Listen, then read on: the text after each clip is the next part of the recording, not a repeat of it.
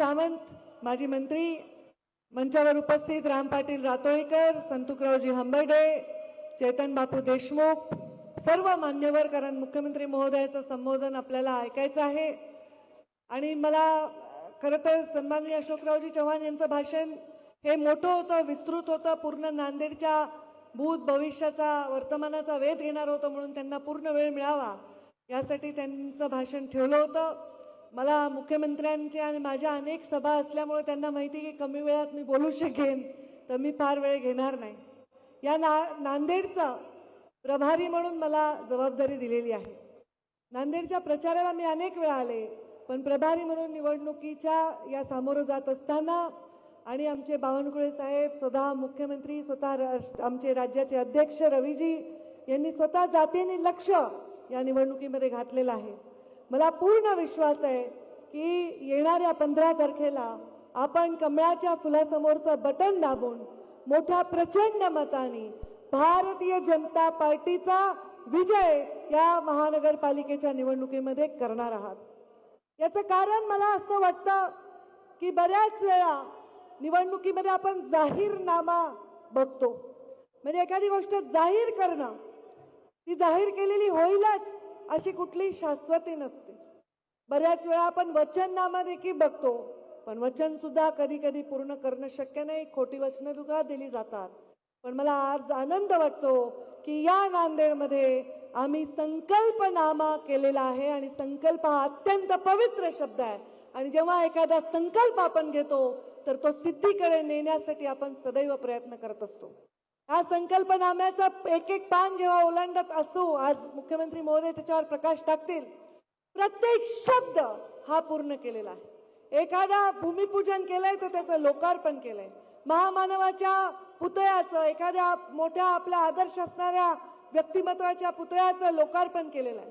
पूर्ण संपूर्ण नांदेडला विकासाच्या एका गडीमध्ये बांधण्याचं काम या माध्यमातून करण्याचा संकल्प घेतलेला आहे. मी एवढंच सांगेन, माझी तेवढी व्याप्ती नाही, पण प्रभारी म्हणून केवळ निवडणूक झाल्यानंतर इथलं नातं न तुटू देता या संकल्पनाम्यातला प्रत्येक शब्द पूर्ण करण्यासाठी माझ्या मंत्रालयातून, मुख्यमंत्री महोदयांकडनं, इतर मंत्रालयाकडं जे कोऑर्डिनेशन करता येईल ते आम्ही नक्की करू आणि या नांदेडच्या विकासाचं स्वप्न हे पूर्ण केल्याशिवाय राहणार नाही. मला एवढंच सांगायचं आहे, विकास कसा असावा, तो एका संस्कारक्षम अशा विचारातून आलेला असावा. भारतीय जनता पार्टी ही अशी एक शक्ती आहे, ती भ्रष्टाचाराच्या आणि अत्यंत मागासलेपणाच्या चिखलामधून एक कमळ उभा राहिलेला आहे आणि तो आपल्याला भविष्याचं सुंदर स्वप्न दाखवत आहे. असं आहे भारतीय जनता पार्टीचं प्रतीक. कमळावर महालक्ष्मी विराजमान असते, त्यामुळे भारतीय जनता पार्टीचं कमळ आलं की या देशामध्ये महालक्ष्मी विराजमान होते. पण या देशाकडे जर कोणी वाकडी नजर करून पाहिलं तर महाकालीचं रूप सुद्धा घेतल्याशिवाय राहत नाही. अशा आमच्या या सत्तेचं केंद्र आहे. आमचे प्रधानमंत्री नरेंद्र मोदी तिसऱ्यांदा प्रधानमंत्री झाले आणि आमचे देवेंद्रजी फडणवीस देखील तिसऱ्यांदा मुख्यमंत्री म्हणून या राज्यामध्ये आले. ही सोपी गोष्ट नाही बांधू आणि भगिनींनो, ही सोपी गोष्ट नाही.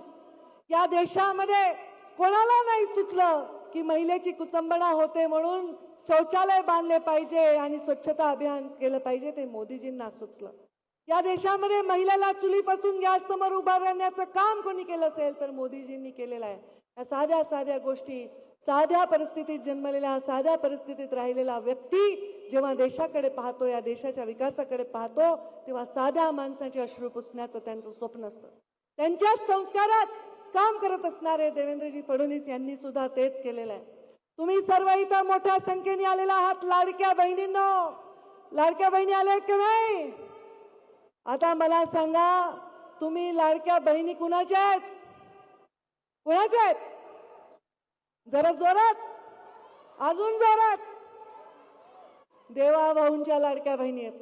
एखादी बहीण जेव्हा सांगते सासरी माझ्या भावाला सांगेन, फार फरक पडत नाही, पण आता पडतो, कारण ही बहीण साधी सुधी नाही, मुख्यमंत्र्यांची बहीण आहे, देवा भाऊंची बहीण आहे. आणि त्याच्यामुळे तुम्ही एक काम करा, संकल्प करा. 15 तारखेला मतदान आहे.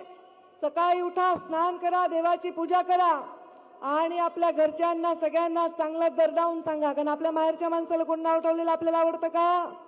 आवडतं का? आपण ऐकून घेतो का?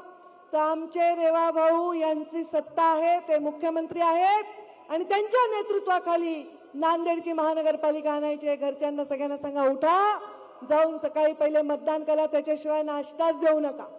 माझ्या भावाला म्हणजे कमळाला मतदान केल्याशिवाय नाश्ता मिळणार नाही.